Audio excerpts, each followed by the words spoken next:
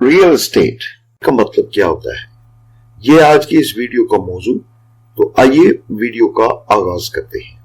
Real estate, real estate का लफ्जी मतलब है जायदाद, जमीन या इमारतें।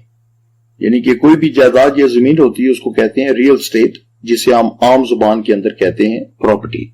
तो प्रॉपर्टी की जगह लफ्ज रियल एस्टेट इस्तेमाल हो सकता है, जैसे the prices of the real estate is increasing day by day, यानी कि जायदाद की कीमतें रोज बरोज बढ़ रही हैं। Investing in real estate these days is considered as a safe investment.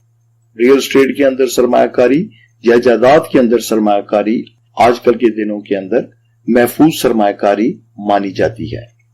I have no job so I decided to become a real estate agent. मेरे पास कोई नौकरी नहीं है, कोई जॉब नहीं है, तो मैंने फैसला किया कि मैं रियल एस्टेट एजेंट बन जाता हूं।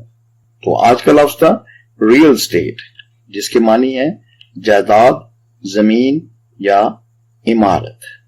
Good luck to you.